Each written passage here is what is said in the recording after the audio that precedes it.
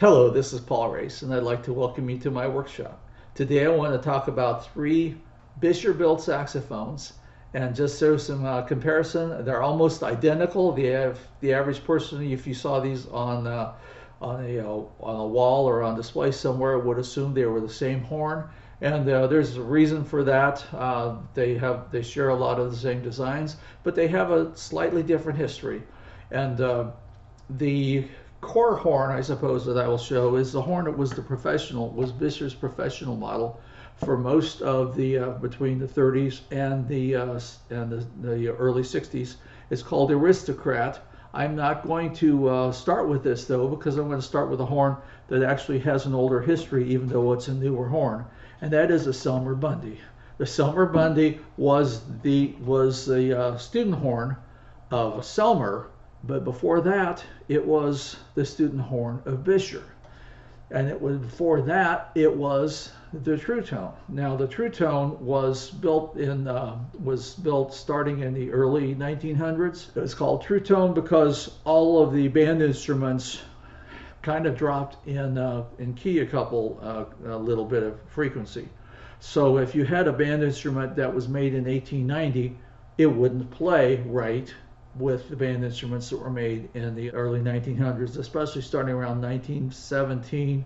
Almost all of the companies started making what they call low-pitched instruments because they were pitched just a little bit lower, and it was almost impossible to take one of the 1870, 1890 saxophones and play in a band in those days. And so they had what they called low-pitched instruments.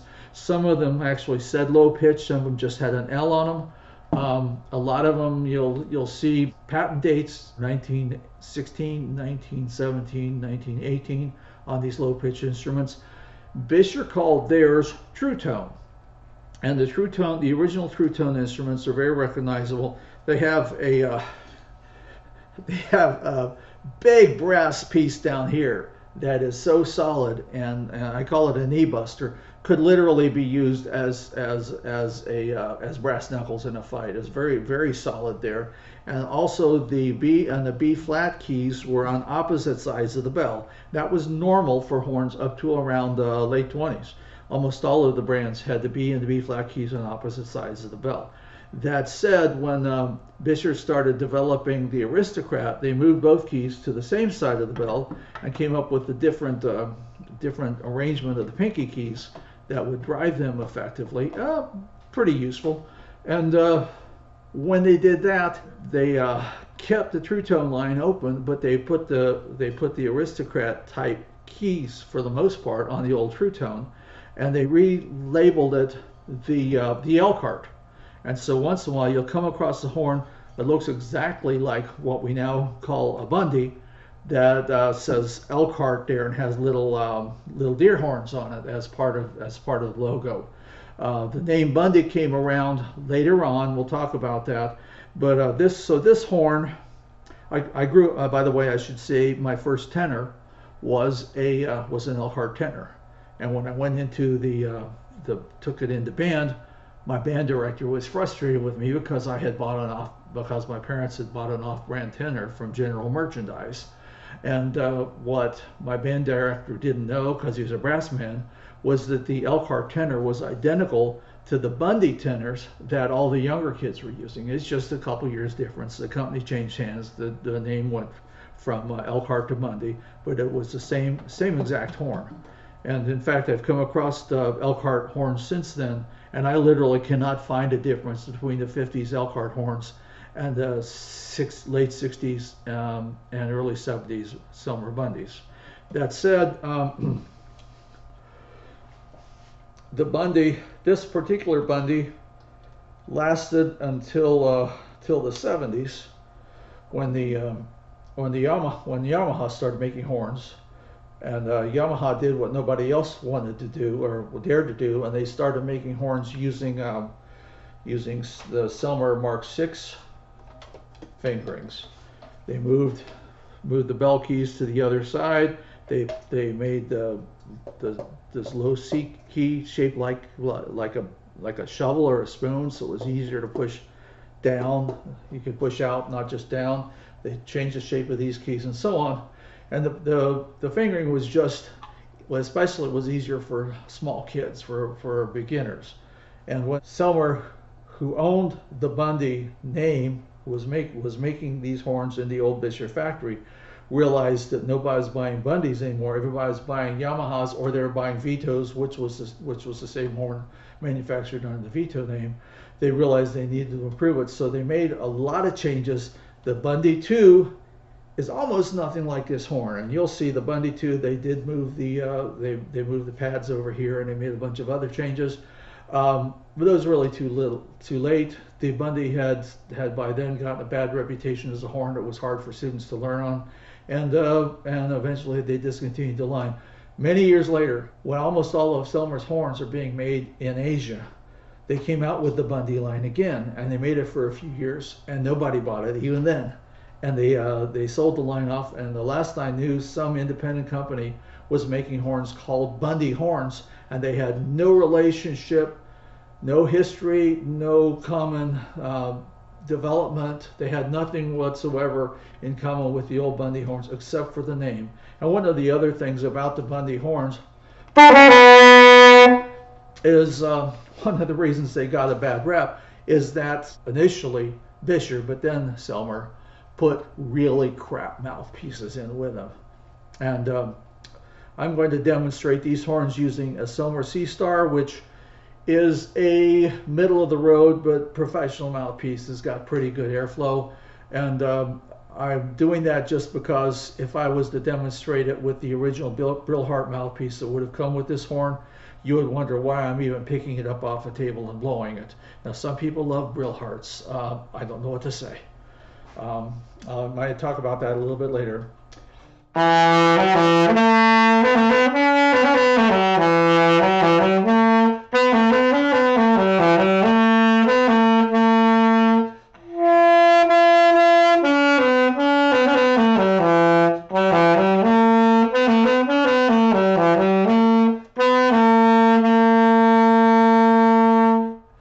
Well, that's a Selmer Bundy. And again, the Bundy 2 is not related to this horn. I'm not going to say if they're good or bad. I've never had one long enough to really check it out.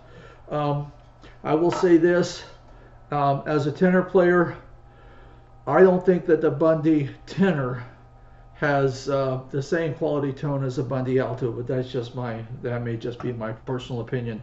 That said, if you have a student who wants to learn saxophone, and they're determined to learn saxophone, and they don't really care whether this key is shaped like a spoon or not, then the Bundy is still a good saxophone to start on. It is still 10 times the quality of 90% of the saxophones coming out of Asia right now. If you buy a saxophone from Asia and it doesn't cost you at least $1,800, this is probably a more solid horn. I'll just point that out.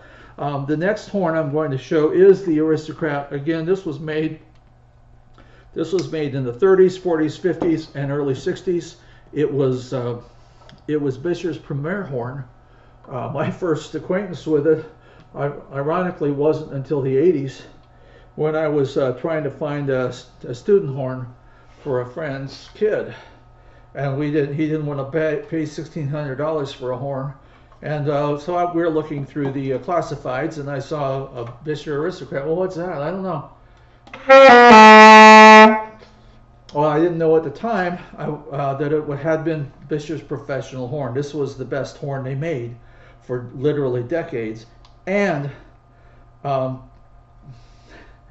ironically, I show up, I bring my own mouthpiece, I put it on the horn, and I go, holy cow, this is some horn. Well, I didn't know at the time it was a professional horn. The kid turned around, didn't keep it up, sold it in a couple of years, and later like, man, why did you let that go? I definitely bought it off of you. But that said, again, the Buescher horns, the Buescher Aristocrats went through several iterations. There are players who swear that the horns from, say, 1938 to 1941 are better than the horns from 1946 to 1948.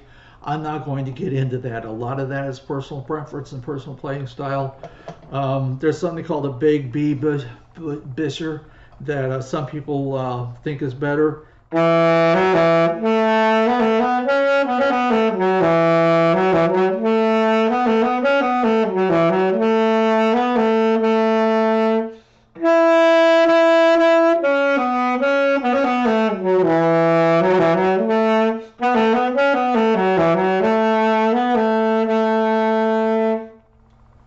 The last saxophone I want to look at, if you were to look at these side by side, you would notice that the key work is virtually identical. Front and back there for you. You'll notice that this one with all the gold keys still has the B flat and B pads on the left side of the horn from the player's point of view. And there's a reason for that. When Selmer took over Buescher, the Aristocrat line was still open and was likely to be open for some time. And so Selmer said, well, rather than just discontinuing the Aristocrat, because after all, Selmer had at the time what many people considered the best horns being made in the world, the Mark VI. So what Selmer decided to do was to rebrand the Aristocrat as the Selmer Signet, S-I-G-N-E-T, which like a king's ring was a signet ring. So this is the Selmer Signet. You'll notice two differences really. The bar connecting the bell to the rest of the horn suddenly got shaped like an S. Isn't that sexy? Also, the octave key is now a wraparound octave key, which was probably considered a little more ergonomic because people didn't have to hit that exactly. They had kind of a wide range of action they could use to hit that. They made it almost the same color as the Mark VI's, so that it would look like a professional horn. The problem with this horn was that music stores didn't know how to sell it. So you had the Selmer Bundy, which, remember, this was the Elkhart, and now it's the Bundy. And then they had the Mark VI's. They had their top of the line model, which cost as much as a good car in those days. And then in between, they had this thing called a Signet, and they were trying to convince people that it was an intermediate horn. They didn't want to let it out that it was actually a professional horn. And as a result, it didn't sell very well. Somebody who started out on a Bundy or a Condirector or one of the other horns being made in that era and decided they needed to upgrade, the music store did everything they could to get them to upgrade to the Mark VI. And the Signet just kind of got left in the dust. The reason I started with Signet, well, for one thing, my original tenor, my Elkhart, got the neck smashed in high school, second year of high school. And Dad and Mom decided to just buy me a new saxophone instead of paying to have the old one fixed up. It looked pretty bad by then. It looked almost as bad as this Bundy I've been playing. But so when they went to the store, my dad was a factory worker. We were a blue-collar family. He was saving for kids, trying to put kids through college and so on. And they didn't want to spend, a fantastic amount of money on the top of the line. And the Selmer Signet tenor was a price point that was between the Bundy and the Mark VI. And so they said, oh, we'll do that. And so my tenor now to this day is a Selmer Signet tenor that does not look as nice as this one, but still plays nice because I've owned it all this time and I'm taking good care of it. I'm going to give a toot on a Selmer Signet here.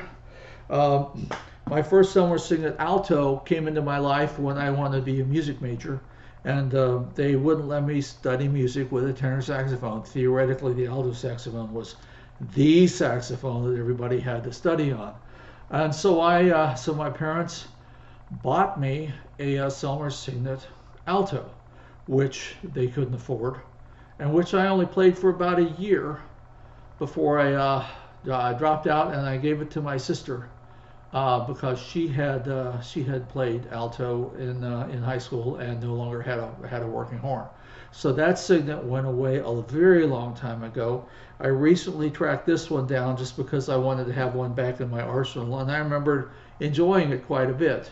By the way, I have a Mark VII that I don't take out of the house except for really important gigs, because there's no point to it. My alto playing is not good enough to justify taking a saxophone worth more than my car out of the house very often. So the Signet and the Aristocrat are the ones I would take out of the house at this point in my life.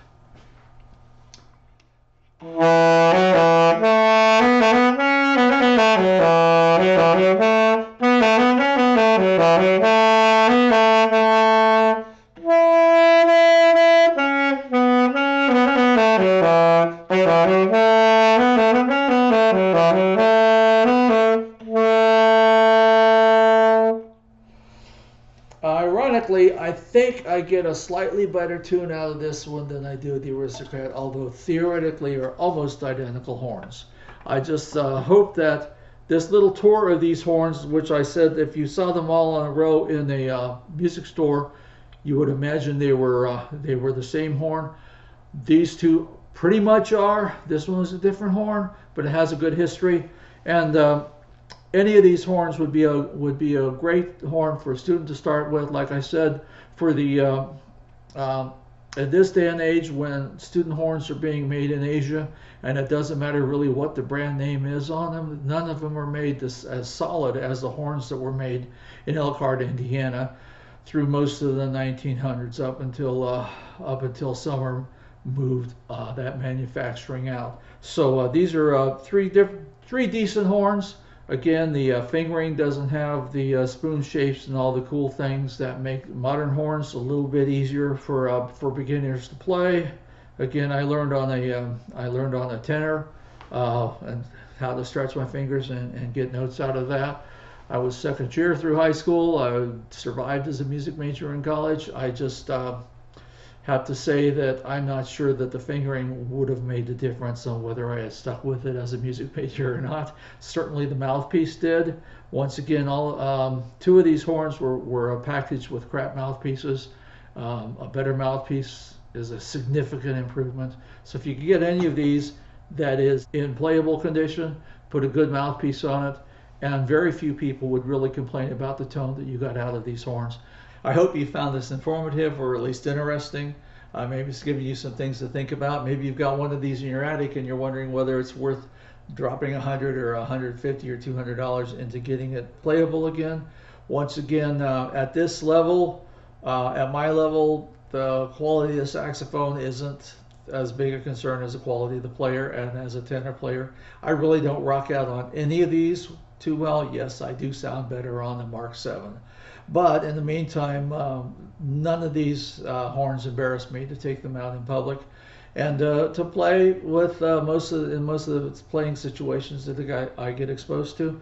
I hope you have a most lovely week, and I hope that we get a chance to talk again about musical instruments of all shapes and sizes. This is Paul Race. Good day.